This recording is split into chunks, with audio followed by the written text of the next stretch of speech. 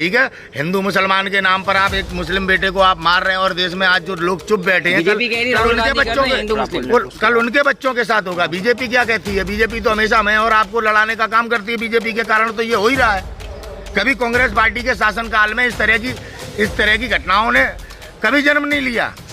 शिक्षा पर हमेशा जोर दिया गया। जब से नरेंद्र मोदी जी इस देश के प्रधानमंत्री बने हैं, हमारे देश की शिक्षा पर निरंतर हमला किया जा रहा है। कभी JNU में टारगेट किया जाता है, कभी अलीगढ़ मुस्लिम यूनिवर्सिटी को टारगेट किया जाता है, कभी आजम खान के विद्यालय को गिराया जाता है। तो ये शिक्षा विरोधी लोग हैं। इसका विषय नहीं है, बच्चों के भविष्य का सवाल है। अगर हम शिक्षा के मंदिर में हिंदू मुसलमान दलित जाट गुजर पंडित बनिया करेंगे तो हमारा देश शिक्षा में पिछड़ जाएगा। टीचर ने कहा है कि मैं विकलांग थी इसलिए बच्चे से कहा। देखिए, ये टीचर जो तर्क दे रही हैं ये निंदनीय तर्क है। विकलांग होने का मतलब ये नहीं है कि आप दूसरे बच्चों से एक स्कूल में एक ही क्लास में बैठे दूसरे बच्चे को आप पिटवाएंगी। ये कोई नियम नहीं है, ना ये कोई कानून है, ना ऐसा करना चाहिए, ना ये कोई समझदारी है।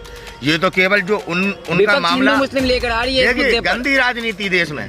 उन्हें मैं नेता नहीं मानता जो इस विषय पर आज राजनीति देश में कर रहे हैं। स्कूल में चाहे कॉलेज में इस तरह का जो आज व्यवहार हो रहा है, और वो भी एक टीचर के माध्यम से। एक बताओ, 8 साल के बच्चे को जिस तरीके से आज पीटा गया है शिक्षा के मंदिर में, तो ये बड़ा निंदनीय है। इसके खिलाफ पूरे देश को आवाज़ उठानी चाहिए। ये नफरत का जो मामला है ये छोटा मामला नहीं, ये पीछे से चला आ रहा मामला है। कहीं दलितों को स्कूल में नहीं जाने देते, दलित बच्चों को। ये मुसलमानों का ही अकेला मामला नहीं है कि एक मुस्लिम को पीटा। ये तो इस नफरत का हिस्सा है जो कहीं नू में हो रही है, कहीं आप देख रहे हैं हिंसा जो मणिपुर में हुई, ठीक है, जो बंगाल में हो रही है, उसका ये छोटा सा एक हिस्सा है जो आज हमारे देश में नफरत बड़े पैमाने पे है। कि गरीब का बच्चा ना पढ़ जाए, इन्हें दिक्कत है कि मुसलमान का बच्चा ना पढ़ जाए, इन्हें दिक्कत है कि गरीब आगे ना बढ़ जाए। इन्हें कन्हैया कुमार से भी दिक्कत है क्योंकि वो शिक्षित है, वो दाढ़ता है। शिक्षा शेरनी का दूध है, जो शिक्षित होगा वो बोलेगा, दाढ़ेगा। तो अब कहीं ना कहीं हमारे देश में जो आज नफरत फैली हुई है ये उसका छोटा सा हिस्सा है। इससे हम सबको लड़ना है। जामिया वर्ल्ड, इंसाफ की आवाज़। जिस तरह से नफरत का बाजार जो बड़े लोगों में था, अब मासूम बच्चे भी नफरत के शिकार हो रहे हैं। मुजफ्फरनगर में आपने देखा होगा वीडियो में, जिस तरह से मासूम बच्चे को पीटा जा रहा है। मारो मोहम्मदन है, बच्चे से बच्चे को पिटाया जा रहा है। ये कितना नफरत बढ़ गया समाज में। स्कूल में चाहे कॉलेज में इस तरह का जो आज व्यवहार हो रहा है, और वो भी एक टीचर के माध्यम से। एक बताओ, 8 साल के बच्चे को जिस तरीके से आज पीटा गया है शिक्षा के मंदिर में, तो ये बड़ा निंदनीय है। इसके खिलाफ पूरे देश को आवाज़ उठानी चाहिए। ये नफरत का जो मामला है ये छोटा मामला नहीं, ये पीछे से चला आ रहा मामला है। कहीं दलितों को स्कूल में नहीं जाने देते, दलित बच्चों को। ये मुसलमानों का ही अकेला मामला नहीं है कि एक मुस्लिम को पीटा। ये तो इस नफरत का हिस्सा है जो कहीं नू में हो रही है, कहीं आप देख रहे हैं हिंसा जो मणिपुर में हुई, ठीक है, जो बंगाल में हो रही है, उसका ये छोटा सा एक हिस्सा है जो आज हमारे देश में नफरत बड़े पैमाने पर फैलाई जा रही है। हमारे नेता राहुल गांधी जी इसी नफरत से लड़ रहे हैं, तभी भारत जोड़ो यात्रा निकाली गई। तो हम देशवासियों को इस पर चिंतन करना चाहिए। ये बहुत बड़ा एक ऐसा मामला है, अगर इसे हमने अनदेखा कर दिया तो आने वाले समय में, देखिए, ये राजनीति का विषय नहीं है, बच्चों के भविष्य का सवाल है। अगर हम शिक्षा के मंदिर में हिंदू मुसलमान दलित जाट गुजर पंडित बनिया करेंगे तो हमारा देश शिक्षा में पिछड़ जाएगा। टीचर ने कहा है कि मैं विकलांग थी इसलिए बच्चे से कहा। देखिए, ये टीचर जो तर्क दे रही हैं ये निंदनीय तर्क है। विकलांग होने का मतलब ये नहीं है कि आप दूसरे बच्चों से एक स्कूल में एक ही क्लास में बैठे दूसरे बच्चे को आप पिटवाएंगी। ये कोई नियम नहीं है, ना ये कोई कानून है, ना ऐसा करना चाहिए, ना ये कोई समझदारी है। ये देखिए, गंदी राजनीति देश में। उन्हें मैं नेता नहीं मानता जो इस विषय पर आज राजनीति देश में कर रहे हैं, ठीक है। हिंदू मुसलमान के नाम पर आप एक मुस्लिम बेटे को आप मार रहे हैं और देश में आज जो लोग चुप बैठे हैं, कल उनके बच्चों के साथ होगा। बीजेपी क्या कहती है? बीजेपी तो हमेशा मैं और आपको लड़ाने का काम करती है। बीजेपी के कारण तो ये हो ही रहा है। कभी कांग्रेस पार्टी के शासनकाल में इस तरह की घटनाओं ने कभी जन्म नहीं लिया। शिक्षा पर हमेशा जोर दिया गया। जब से नरेंद्र मोदी जी इस देश के प्रधानमंत्री बने हैं, हमारे देश की शिक्षा पर निरंतर हमला किया जा रहा है। कभी JNU में टारगेट किया जाता है, कभी अलीगढ़ मुस्लिम यूनिवर्सिटी को टारगेट किया जाता है, कभी आजम खान के विद्यालय को गिराया जाता है। तो ये शिक्षा विरोधी लोग हैं, धर्म के नाम पर हमारे देश को बांट रहे हैं, हमें आपको आपस में लड़ा रहे हैं।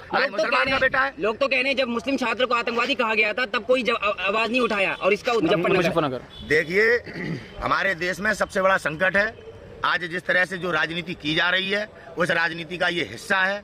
कभी धर्म के नाम पर हमें लड़ाते हैं, कभी ऊंच नीच के नाम पर हमें लड़ाते हैं, कभी दलितों को स्कूल में नहीं बैठने देते हैं।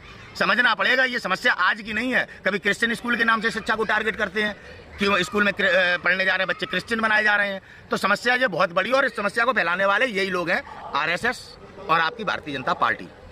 इन्हें दिक्कत है कि गरीब का बच्चा ना पढ़ जाए, इन्हें दिक्कत है कि मुसलमान का बच्चा ना पढ़ जाए, इन्हें दिक्कत है कि गरीब आगे ना बढ़ जाए। इन्हें कन्हैया कुमार से भी दिक्कत है, क्योंकि वो शिक्षित है, वो दाढ़ता है। शिक्षा शेरनी का दूध है, जो शिक्षित होगा वो बोलेगा, दाढ़ेगा।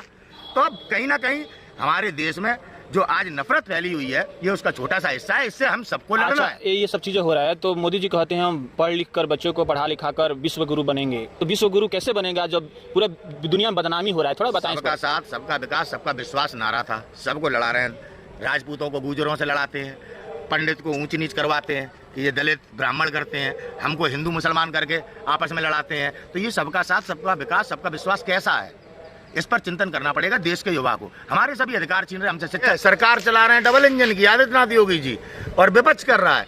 अपनी नाकामियों को छुपाने के लिए कभी पंडित जवाहरलाल नेहरू को कोसते हैं, कभी गांधी जी को कोसते हैं। भारतीय जनता पार्टी जानबूझ के कर रही है ये। मेवात में आपने फिर धर्म यात्रा को आपने परमिशन दे दी, क्यों? जब आप देख रहे हैं कि दंगा हो चुका है, कितने लोगों की जान जा चुकी है, फिर उसके बाद परमिशन क्यों आप आरोप लगाते हैं? कांग्रेस राजनीति कर रही है। इस तरह कब तक हम गुमराह रहेंगे? यात्रा की किसने मना किया है? ये हिंदू निकाल रहा है या कोई संगठन निकाल रहा है? इस संगठन ने जब यात्रा निकाली है तभी हत्या होती है और दंगा होता है। इसे प्रतिबंध क्यों नहीं किया जाता? इसे प्रतिबंध क्यों नहीं किया जाता? आप देख रहे हैं जब चाहे चंदन गुप्ता कासगंज में मारा गया, तिरंगा यात्रा निकाली इन्हीं संगठनों ने निकाली। जब आरएसएस ने या बजरंग दल ने कोई यात्रा निकाली है, सुबोध सिंह एसआई मारे गए ना उत्तर प्रदेश में, बजरंग दल के लोगों ने ही मारा। इन संगठनों पे बैन क्यों नहीं लगता है? आप ये संगठन दंगे करते हैं, फिर आप मुसलमान को प्रताड़ित करते हैं। नूह में कितना मुसलमान को प्रताड़ित किया गया? कब तक हम भागेंगे? हम हमारे देश में आग लग रही है, हमें उस आग को बुझाने की जरूरत है। आप कर्नाटक में बैन की बात करते हैं, मध्य प्रदेश में कहते हैं कि बख्शा नहीं जाएगा गुंडों को, बजरंग दल से वहाँ बचते हैं। तो ये ऐसी राजनीति क्यों? देखिए, ये संगठन राहुल गांधी जी ने कर्नाटक में बैन करने के लिए किया था। भारत में जब हमारी सरकार कांग्रेस पार्टी की आएगी तो पूर्ण रूप से ये संगठन प्रतिबंध किए जाएंगे, और पहले भी आरएसएस को प्रतिबंध कांग्रेस पार्टी ने किया है। मोदी जी ने लाल किला से कह दिया कि अब फिर दोबारा से लहराएंगे। मोदी जी भगवान नहीं है, इस देश में जनता चुनती है कि हमारा प्राइम मिनिस्टर कौन होगा। नरेंद्र मोदी जी का अहंकार है, और ऐसा अहंकार सत्ता पर बैठ जाने पर पे है भारत। बीजेपी कह रही है मोदी है तो मुमकिन है। चांद पर है जो भारत, वो भारत चांद पर इसलिए पहुंचा कि जो हमारे देश के प्रथम प्रधानमंत्री थे, उन्होंने कुछ ऐसे कार्य किए जिन कार्यों की बदौलत शिक्षित होके हमारे देश में साइंटिस्टों ने ये परचम दुनिया में लहरा पाया। नरेंद्र मोदी जी का शासन होता तो आप बादल से रडार नहीं आते और नाली में से गैस ढूंढ नहीं होते। हर जगह समझ गए आप? आज नरेंद्र मोदी जी हर जगह पोस्टर लगाकर इस तरह से देश को बताना चाहते हैं कि ये उनकी देन है। नरेंद्र मोदी जी की देन है कि हमारी LIC बिक गई, हमारे देश की सभी संस्थाएं बिक गई, देश में बेरोजगारी का रिकॉर्ड टूट गया, भुखमरी में देश पड़ा हुआ है, आर्थिक तौर पे हम इतने कमजोर हैं, हमसे ज्यादा आज बांग्लादेश मजबूत है आर्थिक तौर पे। ये नरेंद्र मोदी जी की उपलब्धियां हैं जिसे मीडिया दिखाने में और बताने में डरता है। CAG की रिपोर्ट पर आज देश में कोई टीवी चैनल चर्चा करने की हिम्मत नहीं दिखा पा रहा है। आप राहुल गांधी जी पे क्या टिप्पणी करते हैं? अपनी पार्टी की फूट छुपाने के लिए आप महागठबंधन को टारगेट करते हैं, इंडिया को। इंडिया महागठबंधन में कोई फूट नहीं है, इस बात को आप गांठ बांध लेना। फूट है भारतीय जनता पार्टी में कि प्राइम मिनिस्टर किसे बनाया जाए, नितिन गडकरी को बनाया जाए। आप सुब्रमण्यम स्वामी के बयान क्यों नहीं देखते? आप अलका लामा जी कोई बयान दे देती हैं, उस बयान को पर टीवी पे चर्चा होती है। सुब्रमण्यम स्वामी जी ने मोदी जी के विषय में क्या बयान दिया, आप उस पर चर्चा नहीं करना चाहते, देश को भ्रमित करने का प्रयास करते हैं। कब तक इस देश के नौजवान को पप्पू बनाएंगे और नौजवान को आप बताएंगे कि राहुल गांधी पप्पू है? आज बेरोजगार कौन है, राहुल गांधी या इस देश का नौजवान? आज बेरोजगारी के कारण किसके घर की व्यवस्थाएं बिगड़ी हैं, इस देश के नौजवान की या राहुल गांधी जी की? पप्पू कौन है, किसकी कौन आज अग्निवीर योजना के तहत नौकरियों पर जा रहा है, जिसे रिटायरमेंट और पेंशन किसकी छीन नहीं है? तो समझो किस तरह से भारतीय जनता पार्टी ने पूरे देश को पप्पू बनाया है। बीजेपी की संसद है, 2024 में कहना है कि वोट कहीं भी डालो बीजेपी में जाएगा। देखिए उनका ये बयान है 2024 से पहले। देखिए, बयानों पर हम बात नहीं करते, हमें हमारे देश की कानून व्यवस्था पर पूर्ण विश्वास है, हमें हमारे देश के चुनाव आयोग पर विश्वास है। समझ में आया? ऐसे टुचमुंजिए नेता कुछ भी किसी भी तरह की बात करते हैं, उन्हें करने दीजिए। ये लोकतांत्रिक देश है, हमारे देश में एक सिस्टम है और इस सिस्टम को कांग्रेस पार्टी ने ही बनाया है। आने वाले 2024 के चुनाव में देखना कितने बड़े पैमाने पर भारतीय जनता पार्टी के नेताओं की जमानत जब्त होती है। आई समझ में? उसके बाद नरेंद्र मोदी जी से सवाल करना जाके कि 2024 में तो आप आने वाले थे। ठीक है, ये है वास्तविकता।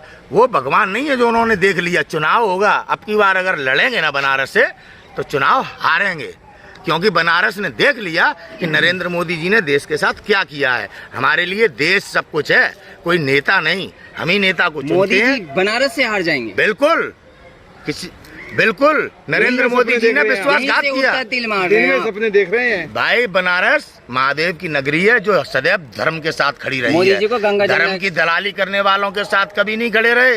याद रखना, वो बनारस की भूमि है, बनारस की भूमि। नरेंद्र मोदी जी 2024 का चुनाव बनारस से लड़ेंगे तो निश्चित रूप से चुनाव हारेंगे, ना आप कहीं ना हम कहीं।